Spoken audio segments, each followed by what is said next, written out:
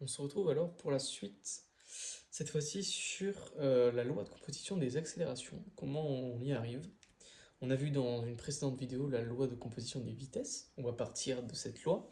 Si vous ne l'avez pas vu, comment on la démontre, vous pouvez revenir à la vidéo précédente, voilà.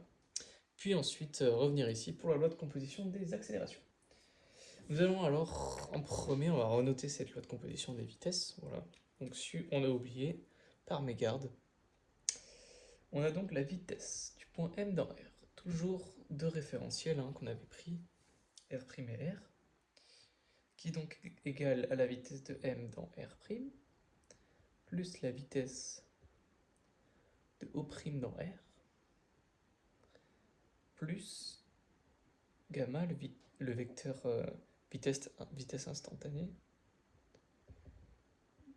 R' dans R, vectoriel, donc O'M. Voilà, donc on se rappelle de ça. On avait ici les termes pour la vitesse d'entraînement, VE. Ici, on avait la vitesse relative à R', et pour ici, la vitesse relative à R. Très bien, donc on s'est rappelé ça. Maintenant, on va partir de tout ça pour pouvoir retrouver notre loi de composition des accélérations.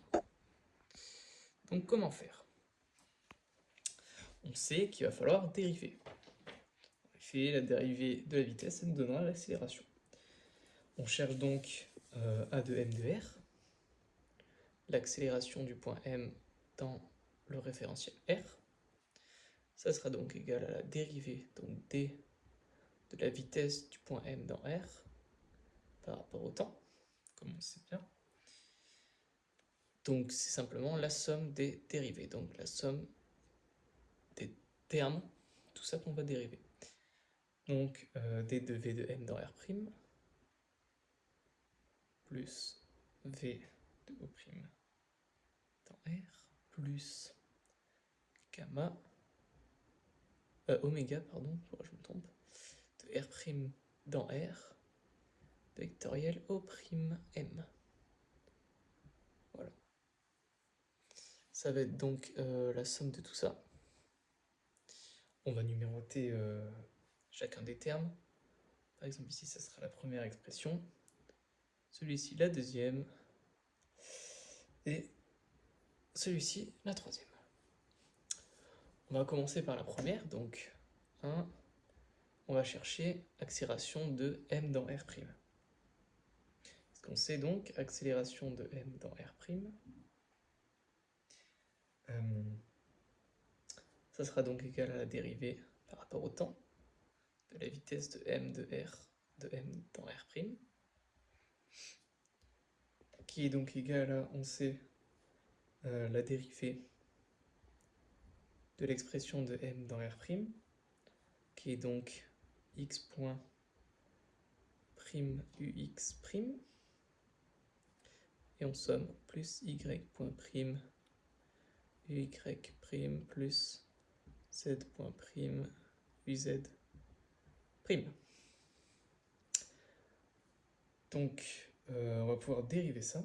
On se rappelle, en attendant, je préviens juste qu'on se rappelle pour dériver les vecteurs de base du deuxième repère, il faut simplement faire le produit vectoriel pour ce vecteur de base et le vecteur vitesse instantanée de R' dans R. C'est comme ça qu'on dérive. Voilà. C'est un postulat. Il faut juste se dire que c'est comme ça qu'on fait. Très bien, donc il nous suffit de dériver tout ça. On fait avec la formule de Leibniz. On va commencer par le premier terme. Ça nous fait donc x point point. Donc ça, c'est la dérivée seconde par rapport au temps, on se rappelle. Prime. Fois donc ux prime.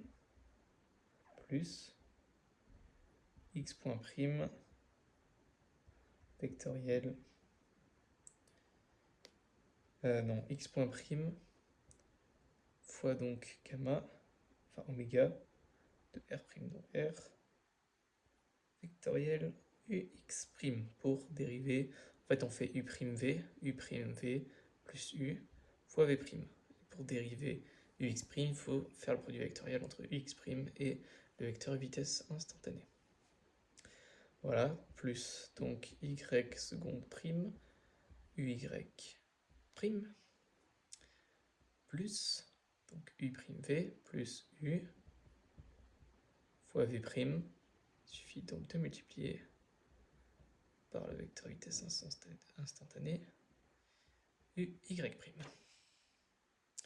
Et plus donc, est-ce que j'aurai la place peut-être, plus donc z seconde prime, z point point, uz', u'v plus u fois v', donc fois gamma de m r' dans r,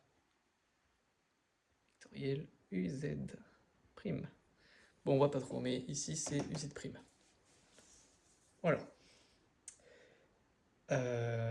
Qu'est-ce qu'il nous reste? Il nous reste, on voit ici, tous ces termes-là, c'est bien évidemment l'accélération de m dans r'. On a donc l'accélération de m dans r', ce qui est déjà une bonne chose avec tous ces autres termes. On voit que c'est également égal à, on va essayer de factoriser par, par le vecteur vitesse instantanée, donc égal à a de m dans r' plus oméga de r' dans r fois tous les autres termes. On a donc du x' prime x point prime ux' plus y point prime uy' plus z point prime uz'. Qu'est-ce qu'on reconnaît? L'expression d'avant, on retrouve alors v de m dans r'. Voilà. On va pouvoir donc simplifier tout ça. C'est donc égal à l'accélération de m dans r' plus le vecteur vitesse instantanée. Alors ici, je me suis trompé, si c'est vectoriel, c'est pas fois. C'est bien un produit vectoriel. Vectoriel, donc, la vitesse de m dans r'. Voilà, donc on va retenir seulement cette expression pour le 1. Donc je vais venir effacer tout ça. Hop. Pour alléger un petit peu notre tableau. Et je vais venir le renoter en haut. 1, c'est donc égal à accélération de m dans r' plus oméga r' dans r, vectoriel v de m dans r'. Voilà, donc on a notre première expression, déterminant cette fois-ci l'accélération de O' dans r. Qu'est-ce que c'est? Il nous suffit simplement de dériver. C'est égal donc pour le 2, l'accélération de O' dans r, c'est simplement la dérivée. On a donc d de v de O' dans r sur dt par rapport au temps, et donc égal à a de O' dans r. On a notre accélération. Voilà, donc celui-ci était tout simple. Et pour le troisième terme, ça va être un peu plus compliqué. Il va nous falloir la dérivée par rapport au temps. Alors on ne change pas du troisième terme, donc de oméga de r' dans r, vectoriel O'M. Encore une fois, on applique la formule de Leibniz. On peut noter également, pour être plus précis, que c'est par rapport à R, à chaque fois. Par rapport à R', ça aurait été différent. Parce que par rapport à R', on aurait les vecteurs de base. Donc par exemple, U' de x qui serait constant. Ils sont constants de R', mais ils dépendent de t dans R. C'est parce que la base bouge. La base R' bouge dans R. Voilà. Donc, pour ça, il nous suffit donc... on dérive, hein, tranquillement, voilà, on peut y aller.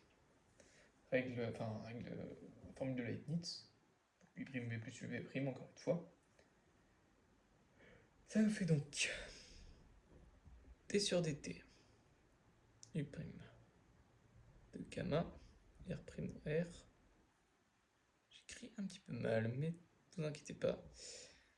Donc, U' vectoriel V par rapport à R, U' V plus U, donc vecteur vitesse instantanée, fois V', donc vectoriel D sur dt de O'M dans R. Voilà. Qu'est-ce que ça nous donne? On voit alors que ça va nous donner, ça va nous donner la vitesse de M' dans R, de M dans R', pardon, plus le vecteur vitesse instantanée,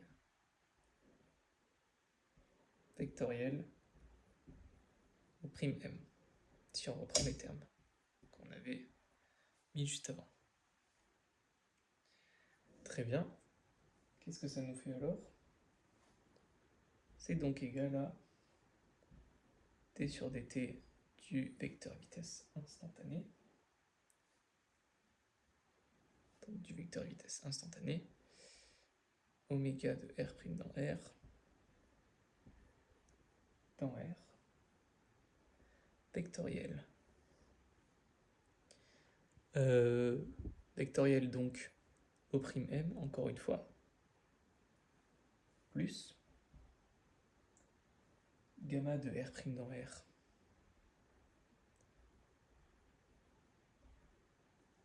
fois vectoriel donc la vitesse de M dans R', on voit bien que c'est ce terme-là, fois ce terme-là, vectoriel ce terme-là, vectoriel V de M dans R',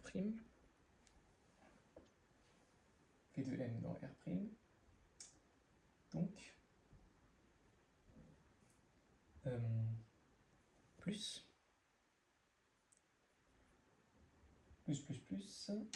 encore une fois gamma, gamma donc de R' dans R,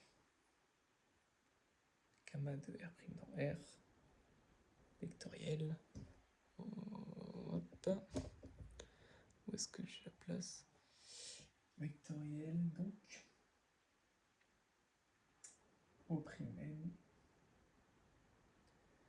plus gamma fois donc gamma R' dans R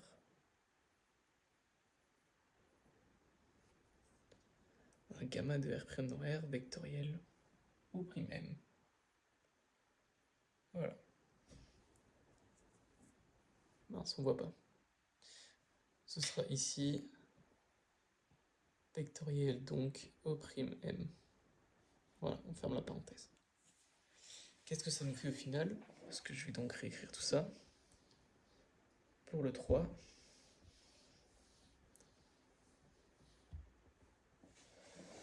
ça nous fait donc... ça nous fera donc du d de gamma de R' dans R sur dt dans R vectoriel au prime m plus gamma de R' dans R, c'est un peu plus long, vectoriel V de M dans R' plus gamma de R' dans R fois donc gamma vectoriel oméga de R' dans R vectoriel au prime M. Voilà.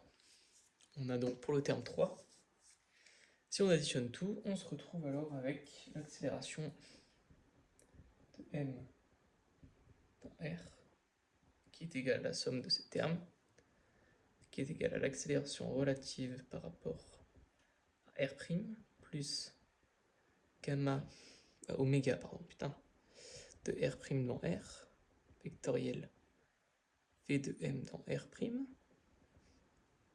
plus l'accélération de O' dans R, plus la dérivée, on va pouvoir appeler la dérivée de oméga de R' dans R par rapport au temps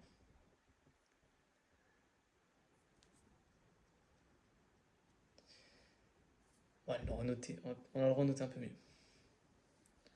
Donc l'accélération de m dans R' plus l'accélération de O' dans R, donc celui-ci, l'accélération de O' dans R, plus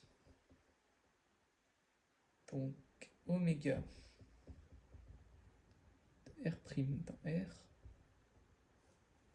vectoriel oméga de R' dans R encore une fois, vectoriel également O'M, plus, il nous reste ça, la dérivée par rapport au temps de oméga de R' dans R, par rapport à R également, vectoriel O'M, donc le terme qu'on a vu juste ici, plus de oméga de R' dans R, vectoriel V de m dans R'. On retrouve ici le terme, ici, là, V de m dans R', avec un autre oméga, voilà, parce qu'on est à 2 oméga. On va pouvoir nommer également ces parties. On a ici l'accélération relative à R', enfin à R, pardon. On a ici l'accélération relative à R'. On a également tout ce terme-là qui va correspondre tout simplement à AE, accélération d'entraînement, à l'accélération d'entraînement, tout ça. On a donc ici AE. Alors il faut savoir que c'est très important que AE n'est pas égal à la dérivée par rapport au temps de VE. Voilà, c'est quelque chose qu'il faut savoir, vous ne pouvez pas obtenir l'accélération d'entraînement seulement en dérivant la vitesse d'entraînement. Et on se retrouve avec alors tout ça, qu'est-ce que ça peut bien être? Cette nouvelle accélération qui est appelée l'accélération AC, accélération de Coriolis. Voilà, et on a ici notre loi de composition des accélérations. Accélération relative à R, accélération relative à R', accélération d'entraînement et l'accélération de Coriolis.